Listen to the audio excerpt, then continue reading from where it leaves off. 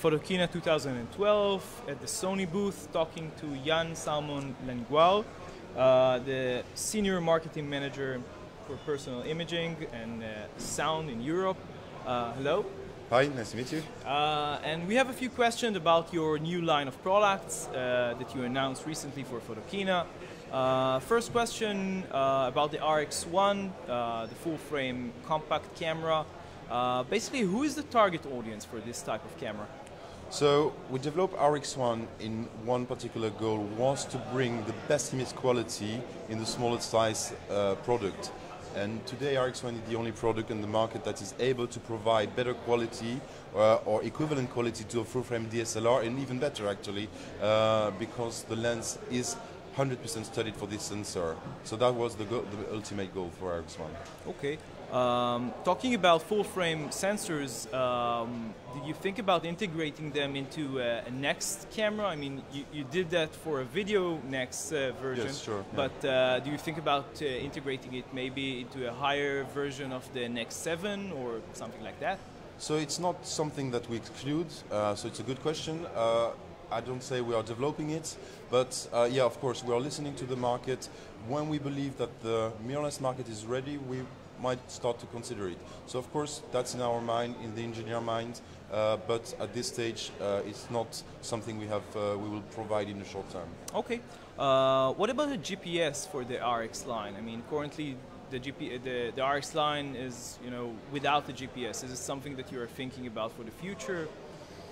So GPS strategy for us is more to input the GPS unit inside the camera, and for reason of size, obviously it's harder to integrate in a very small camera, but also we believe that the GPS has a very specific value for, I would say, hard photographers that are going in the wilderness and needs to track their moves. So the positioning of RX series is not that kind of photography. It's more about snap shooting, maybe a more urban shooting attitude.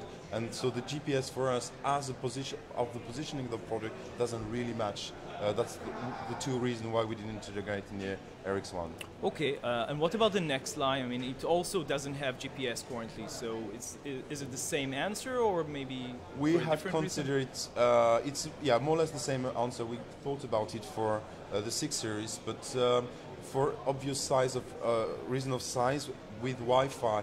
We integrated, we decided to go for Wi-Fi instead of GPS. So it was a choice between Wi-Fi and GPS? Yeah, I can't answer how the minds of our engineers has been working on that, but yeah, most probably there is a moment where we can't integrate everything in a camera, so we thought the Wi-Fi was probably the best solution, Okay. With the next 5R and the next 6, the new 2 next editions, you basically became the first company to introduce Wi-Fi into interchangeable lens cameras. Are we going to see Wi-Fi throughout the entire next line from now on? No, I can't give prediction on future products, obviously. So it's our first Wi-Fi products. We wanted to integrate that with application system. So, of course, considering the positioning, the pricing of the product, we might integrate or not. So today, in the midline 5 series and 6 series, we integrate Wi-Fi. I probably doubt we would integrate Wi-Fi in the 3 series, but let's see. We have to wait for the next announcement, but we had quite a lot of products announced yet. So. Okay. What about the A99? It has actually GPS, but it doesn't have a Wi-Fi. Yeah, so the target of Wi-Fi, as just explained, has very specific targets. So it's about sharing the ability to put your pictures on a TV directly that is DLNA compatible, the ability to send your pictures to a tablet, have an easy sharing, and application. So going to direct upload on Facebook, to retouch your pictures on the camera. An Alpha 99 user is not looking into that. He's in real proper photography. He will do all the work on his computer after he's shooting. So he's not looking for that applications. But what about, maybe integrating it as a Hotshoe for transferring the images to a computer or something like that? We haven't yet developed such an accessory, and it's not at this stage planned. Okay. basically, unlike, say, Nikon or maybe Samsung, you decided to integrate your own operating system into a camera with applications. Yes. Other companies have done so with Android, Yeah. Google's Android. Why did you go through this path instead of going through Android, which has a very big ecosystem of applications? Yeah. The main goal of the apps we have is to match the positioning of the product that are targeting image quality and product with a photographic experience. So if you look at the design of the 6, it's very modern, integrate a lot of new technologies, but despite that, it has a kind of mixture between modern design but retro feeling with a traditional touch like the dial, etc. So our apps, why I'm talking about that, is because our apps is targeting quality. So we want to have a full control on the apps system to deliver apps that will bring value to the camera. And that's the main reason of the choice of the platform we made, is to control that quality of the apps we are proposing to the market to bring value to the camera. And do you think that maybe in the future you will be able to introduce an SDK or something for developers that will be able to create applications that maybe you will check and approve and put on your website so people can actually, you know, download and use? At this stage, it's not planned. Okay, okay. Going to the A99, basically from what we have seen, all the focus points, it has many focus points actually, I think 120 or 21, something like that. Yep. If you count all of them, yeah. They're all concentrated in the center portion of the image, of the frame. Is it a technical issue? I mean, can you spread the focus points throughout the entire throughout the entire frame? So to spread the autofocus point on an entire frame that you can do on an NEX, for example, it's because of the technology difference between contrast and face detection. So our current coverage is about, I think, 35%. Oh, okay. So it's quite big, and the ability to track within this area is very, very strong. So the ability of autofocus tracking of the 99 has is very improved good. considerably in relation to the A77. To the 900. 900 is massive improvement. Yeah. And as you mentioned, the 102 assist point that are on the sensor also adds better tracking on the horizontal plane. So the ability to track a subject moving within the frame like that has been massively improved as well. Okay. Basically, with the A99, you have a very interesting feature that you added that wasn't, and I think isn't, in any other camera until now, which is a focus limiter integrated into the body of the camera. This is actually something that we, I think, suggested to Mr. Takashi Yasuda when we interviewed him in Photokina 2010. Did you get, you know, a lot of feedback about this specific feature of the camera? Yeah, you have been probably very clever, and yeah. So basically, we have the experience of focus limiters on the tele lenses, and that is features we always had on the professional lenses. And indeed, we have consumer research and also a lot of feedback from professional users. So that's a feature that was requested by specialists like you, and we decided to integrate it, as a massive benefit, and also improving again even more the ability to focus more quickly for the camera. Basically, it works by using you choose this feature on the camera, and then you use the two wheels to control it? Yeah, exactly. So in the Viewfinder, you will activate the function, and you will be able, by moving front and rear dial, the ability to enlarge the scale of focus, or to make it shorter, and you can put it wherever you want. So you can say, I want to focus between 2 meters and 5 meters, exactly, and it will be just between these 2 points. Exactly. So if you have a window, or especially in sport photography, when you have, if you are behind the goal keeper, it will be able to not catch the line of the You goal. won't get the hunting effect. Exactly. Yeah, it's a very cool feature. Basically, with the A99, this is the first full-frame camera which introduces an EVF, an electronic viewfinder. Yep. Can we say that you're completely off optical viewfinder, or? We can't say we are completely off in the sense we are always listening to the consumers. So it's our, as you said, the first full frame with EVF. What we believe is that the new XG OLED viewfinder is now mature enough to give a sufficient resolution to replace optical viewfinder. We believe that's the future of cameras, and it adds so much value in regards to judging your image before taking. So you can judge live your pictures in exposure, in colors, in white balance, etc. in ISO. You can do that live that no other optical viewfinder will ever give you this ability to see in the dark. So the first feedback we had on Alpha 99 from our professional photographers, a couple of them in the world had the chance to play with it a couple of weeks before we announced it, and they are absolutely delighted and amazed by the quality of this viewfinder that is even better than the 77. What changes did you make between the viewfinder of the A77 and this one? So there has been adjustment on the dynamic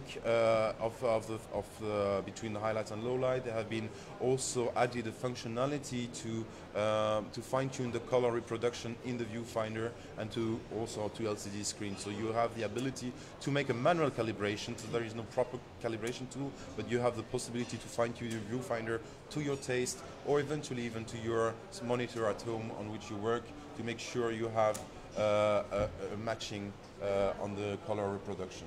We did before a comparison, and we compared the size of the viewfinder to a full-frame camera by a different manufacturer, and the size is basically the same or even bigger, I think. Exactly. So. The view you have on our OLED viewfinder is today in angle of view largest in the market, and also we are talking at this time about the Alpha 77, but the 77 and even an NEX 7 or NEX 6 has a viewfinder equivalent to a full-frame professional camera. So that's quite an interesting feature. Yeah, that's true. Will appeal more to studio photographers with higher resolution. I know you have supposedly the 800 sensor with 36 megapixel. Maybe you can integrate it into a version of a studio camera, which will have very high capabilities in this respect. So, obviously, I can't comment about future products. We have announced so many already. So, in the last months, I would say.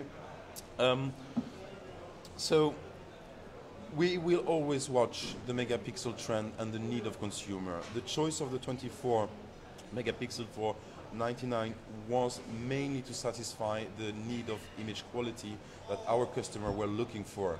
So Alpha 900, Alpha 77, the 99 couldn't, fail on image quality.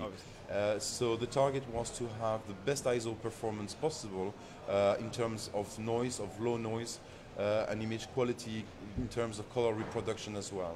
Also, we needed the balance for this camera. As you know, SLT, one of the key part of SLT is speed, on top of the OLED finder we already talked about, but it's speed. So we wanted a balance between image quality and the ability to treat the picture quickly, to reach 6 frames per second and have a very, very fast camera in terms of reaction. So that's why we went to 24 megapixel. The speed of the camera is 6 frames per second for full frame, and how much for? 10 frames per second with APS-C cropping. Okay. In the A99, basically, you added a lot of functionality, and you worked quite a lot about the video capabilities of this camera. Can you maybe say a few things about this? I heard that you actually used the Sony video team to to help with the development of the camera. Yeah, definitely. The second challenge we had on top of the speed and the image quality on still picture was to bring a camera on video capability for full frame that was never done up to now. So we have worked on 2 aspects for the video. The quality of the video, so we have a 60p, 50p, 24p, 25p possibility to switch on those formats. Also the speed of refreshment of the sensor is so good that we have much less jelly effects than other cameras. So that was the first bit. The second bit was the sound. Yeah. We heard many complaints from other brands, from users from other brands, that the sound management was not really good on other devices. So we worked a lot on the sound. So the 99 integrates stereo recording embedded in the camera, but as well as a physical possibility to handle the channel, right and left channel sound within the camera with a control with the channel. So the button that you just show is a very quiet one, just is specifically exactly. intended for video. You know the product very well. And you are totally right. So this button has a multi-functionality. So by pressing the little switch in the middle, you will be able to browse through several features during the video recording, and it's a quiet button that will not affect the recording of the sound recording during the video. Okay. A question about the Hotshoe. Basically, this camera and the Next 6 both have a new Hotshoe. Are we going to see this new Hotshoe integrated into the entire line of your future products? At this stage, of course, again, I can't comment on future products. So we have indeed two different Hotshoe for NEX, the entry, and the higher end. The reason is to have the ability today for the 5 to have an optional electronic viewfinder that is not available in the current range. So we might totally switch in the future to the new shoe, but at this stage I can't comment it, unfortunately. Okay. Looking back, maybe I don't know, 2 years to the last Photokina, what do you think is the major revolution that happened in photography? What would you state is the most important? So I would answer very corporately. Sony made the change, or at least I would say Sony has hugely participated to the change. The mirrorless category is the new, I think, the biggest change in the market, and the trend in Japan we're talking a little bit earlier today is up to 50% of the market today in Japan is mirrorless. If we go to other countries in Asia, we are between 35 and 40%. Europe is a little bit slower. We know that we integrate the technology a little bit slower, but we are targeting or thinking about 18% up to 20% ratio within the end of Japanese fiscal year 12, and it will definitely change. So that's the biggest revolution. And I was saying Sony participated, and especially in Europe, less than 2 years ago, the mirrorless market was only 4%. And when Sony introduced the NEX, the market jumped to over 12 to 14% ratio. Now today the market is becoming more active, there are more brands coming, so we definitely think that this will grow, and that's the future of interchangeable lens in a specific market. I don't say DSLR will disappear, but definitely its role will change in the market because of the mirrorless is coming.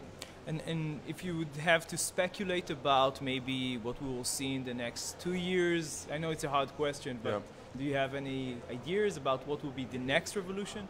Maybe applications? As you said, it's not an easy question. Yeah. Today, I think we are still not 100% mature on the mirrorless segment, but there is definitely a trend of interchangeable camera becoming smaller. The other trend we can clearly see is how people use images, consume images. So we have moved from the photo album, the family photo album, to mobile phones or smartphones with applications like Instagram and etc., sharing, Facebook, and the way we use or share and consume images has changed.